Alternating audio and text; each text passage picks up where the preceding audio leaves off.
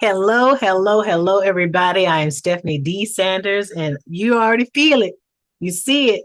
I'm already excited about having this particular guest on here on Movers and Shakers. That's right. I'm talking to people who are out here moving and shaking, doing their things, utter go-getters. And this guy right here had to have him on the program. Just had to have him on the program. Mr. Lamont Brown is in the building. Welcome to the show, Lamont. How are you? I am awesome. I'm awesome, Stephanie. Thank you for having me to be a part of, your awesomeness. Yes, thank you. Thank you. And you see, we got him now. He's in the airport. So he's moving and shaking, doing his thing across the country. Oh But yeah. he still found a little bit of time to share with us today. And I'm just going to jump right on out the boat. First and foremost, I had to have him on here because this guy right here was the one that really helped me to kick things back off so far as my entertainment career. Once I moved back home, I was kind of in limbo. Mhm. And I don't even, I had to have seen him and met him on Facebook. And I noticed that he was a coach. He was into the life coaching thing. I said, okay, Mhm. I've heard of this thing. I'm gonna give him a call, and I did. And Yes, then you did. Yes, yeah, you did. it turned into a couple of months of working with him, and it was a blessing. I mean, he was giving little nuggets here and there, which I still use several things today. And I jumped back on that horse, and I've been riding out ever since. Yes, So, I've been seeing you. Look, I've been seeing you. I've been seeing you do your thing on that yes, with them yes, vocal cords, and you've been spitting some nuggets as well to your audience. So that's yes, hey, that's what's yes. up. And that's what I hope people receive from anything that I do. Whether I meet you in person or whether you just happen to see it online or whatever. I'm just here to just I'm just using the gifts, using the talents, Yes. however the Lord says so. But he is too, because when I met him now, he was doing the coaching. That's what I got in contact with him about. But I came to find out this guy here is into a couple other things. Oh yeah. Politics. Politics jumped up, and I'm like, tell me Hey, that side. I had to get dirty to help my people. Right, right. So shortly after I was working with him, he came into office as a politician. Tell us, well, you know what? Tell us a little bit about your background, and then how'd you slide on over into the political side of things? Yeah, so again, I thank you for answering your call and going forward because one of the greatest joys I have in coaching anybody is their willingness and them being coachable, right? Oh yeah, And them yeah. being accountable. And that's one Hmm. of the things that I noticed about you right out of the gates. Hmm. So, it fell right in line because one of my early mentors told me that Lamont, he said, if you stay on the same path that you're on, Mm. you'll never become a multi-millionaire. Wow, yeah. I said, what you talking about, Mike? You know, this guy, his name was Michael Ashby. I said, what you talking about? I said, what do you mean? He said, because you have a big heart. Hmm. He said, and the people who you're mentoring and you're coaching, he said, you're spending a whole lot of time with them.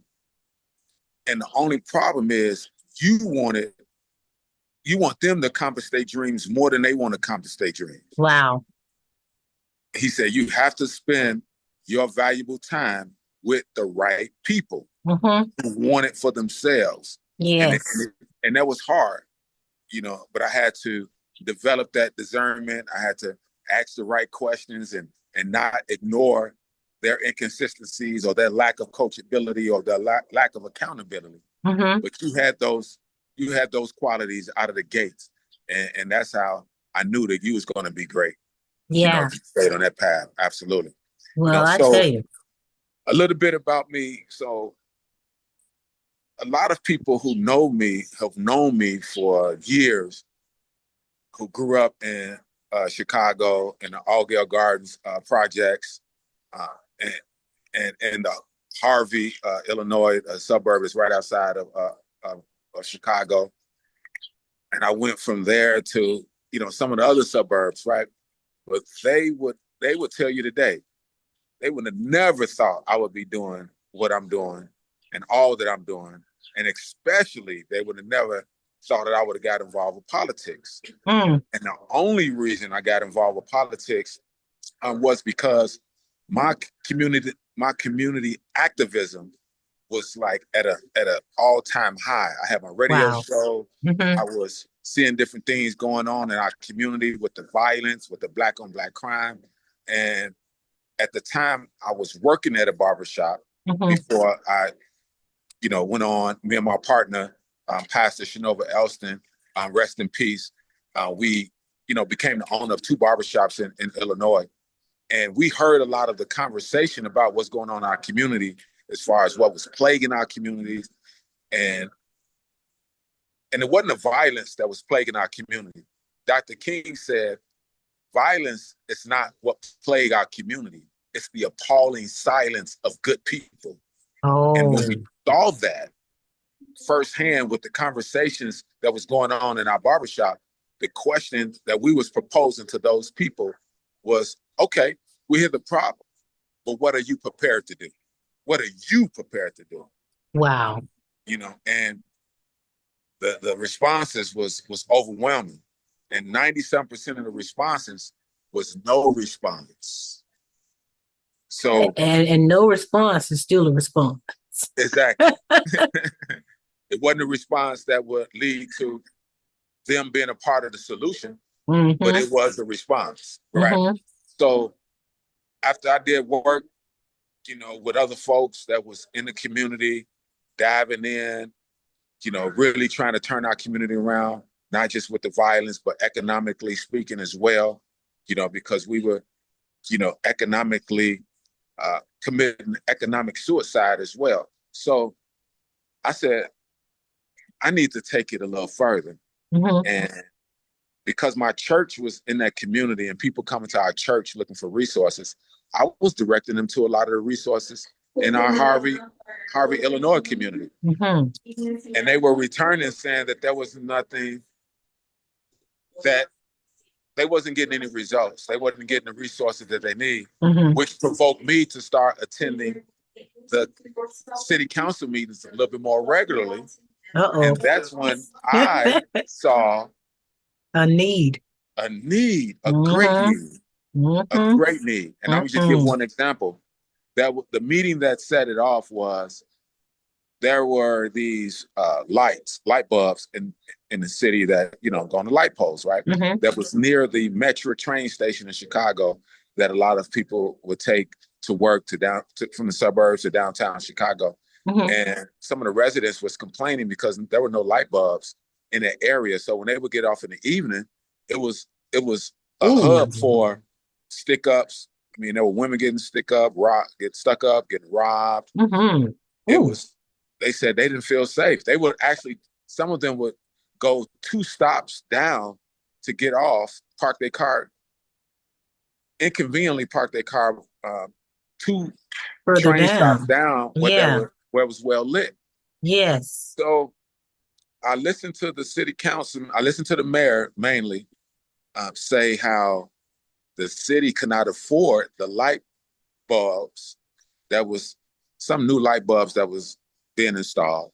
And then they were talking about how the light poles, the wooden light poles, Mm-hmm. there was a difference between the wooden light poles and the steel light poles. Uh-huh. One was owned by the city and one was owned by Commonwealth Edison. So it was like they was passing the buck. Mm-hmm. So the very next agenda item was a gentleman, Reverend Donnie Luster, who just passed away a few months ago. But they voted to pay Reverend Donnie Luster $10,500 a month to be the mayor's consultant, Mm-hmm. but could not afford light bulbs and a Wow. light bulb to, for public safety. So Oh my goodness. I began digging, and that's when I saw a lot of double dipping, a lot of, things that was not right. Mm-hmm. So I shifted my community activism to throwing my hat in the political arena. And the mayor at the time, he was in office for 16 years, I Mm-hmm. believe, as a mayor, but he was an alderman for 8 years prior. So needless to say, we worked with some people that was committed, to making some changes, and we was able to prevent him from getting back on the ballot through Mm. term limits. 72% of the community voted, in favor of term limits because they were tired of that leadership as well. Mm-hmm. Mm-hmm. So, and it didn't stop. That was surrounding communities. I was all in, So, Wow. Wow.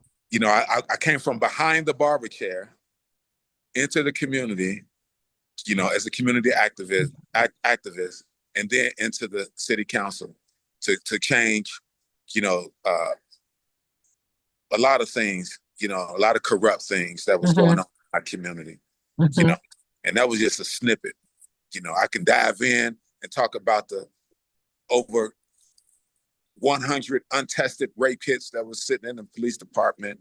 I can talk What? about that was a couple of people who were indicted that they had a police towing company and they was illegally towing cars, and the $500 towing fees that they was collecting never made it to the city. That was a lot. Strip club, Wow. that was a lot.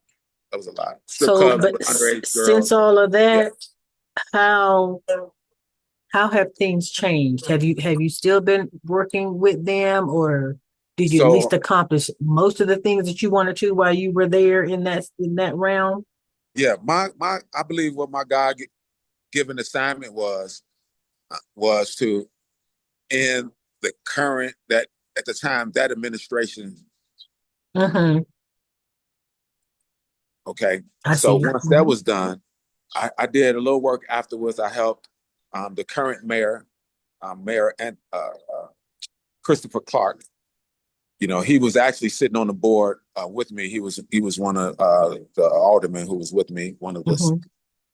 other five aldermen, and he's the current mayor. I helped him, campaign, Mm-hmm. and yeah, my assignment was over with, and I went back. I said, "All right, peace out." I'm You done now. Y'all take the reins here. Here Yeah, we go. yeah. I'm going Yeah, back to because the barber industry you and you to start off with the change, yes, yes, somebody, and it's not always just one person, but how you were talking about other people were there absolutely, working with you, but it was for a cause to help the people as a whole, to get absolutely, on a different path.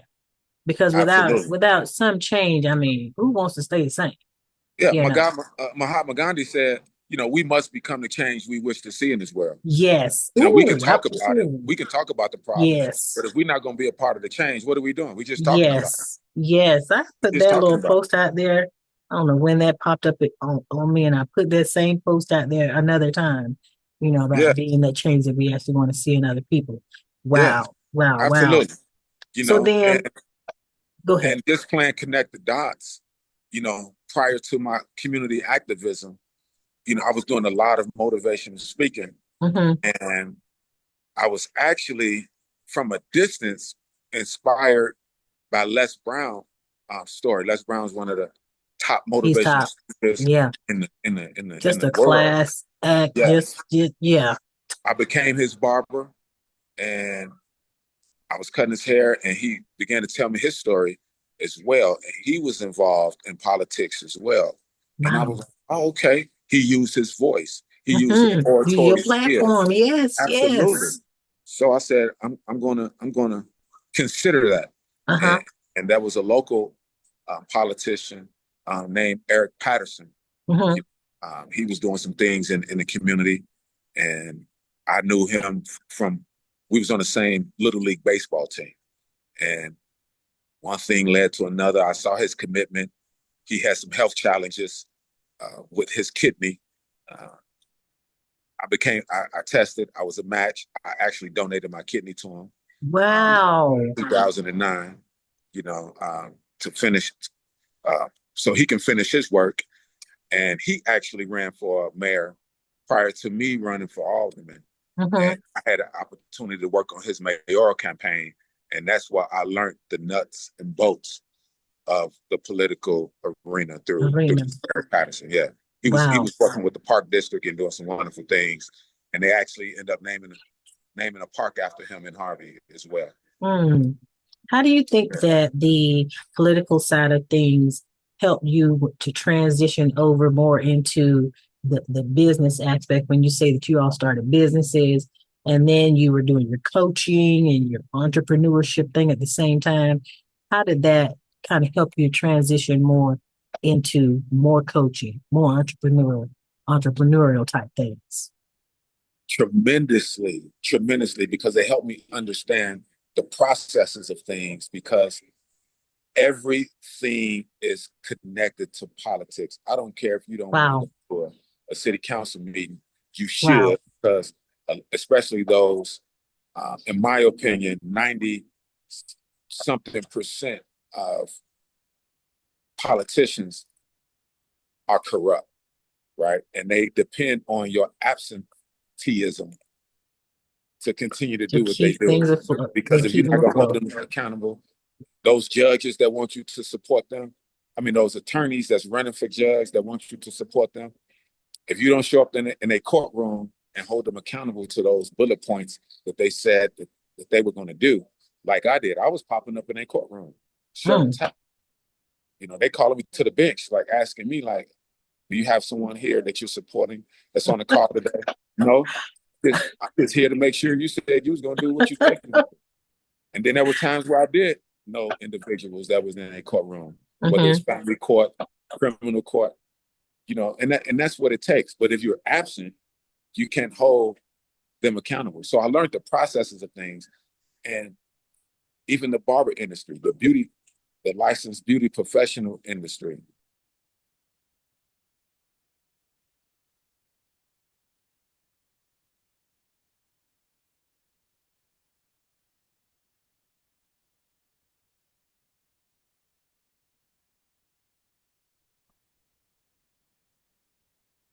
Okay, as we continue, tell us a little bit more what you were talking about the beauty industry and how you kind of got all into that too.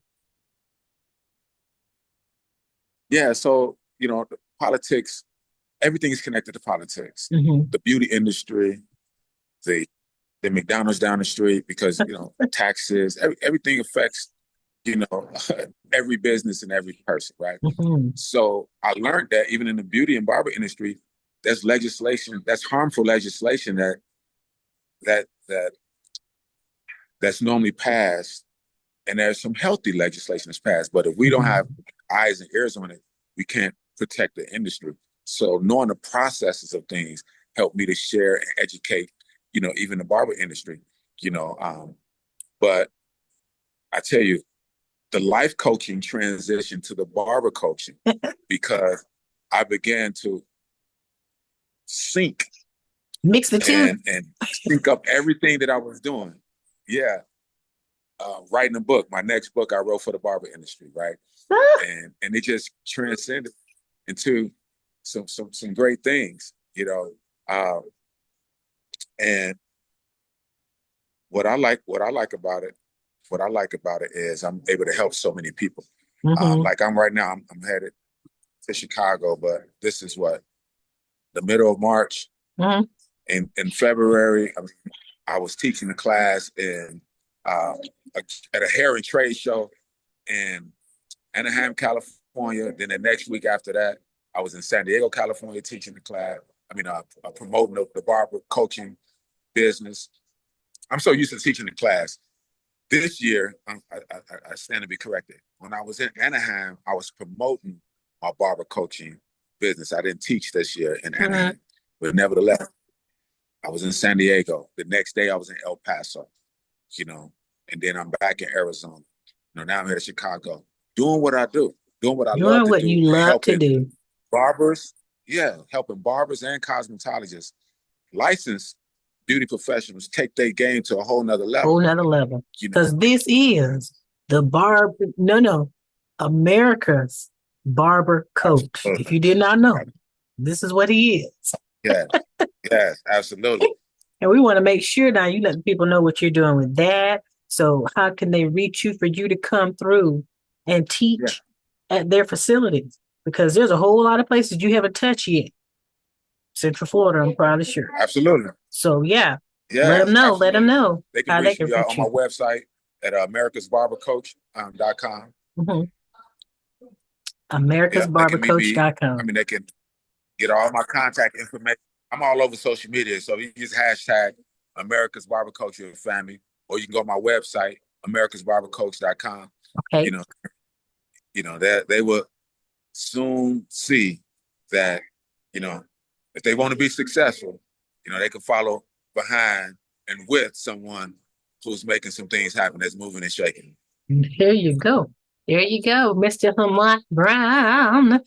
All these hats he's been wearing, but one thing just leads into the next one. And now look, he's got his business going with America's Barber Coach. Make sure you reach out to him so he can come on through and teach you some things, you know? I mean, he's been doing this for a long time. He's had his businesses and everything. And we want to thank you so much for being on this No, no show. problem. No problem. No And then problem. we'll, And they can grab my book too. Well, one of the there four. we go. You know what I mean? When they There when we they go. jump on that website. Oh, I can, did you know I did a book too?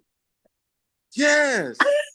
Yes, I saw it. I saw it. Yes. Man, I Congratulations. mean, Hey, inspiration, inspiration. I'm telling you. hey, I'm telling you. I told you I was gonna see you at the top because it's crowded at the Hey, bottom. I'm reaching.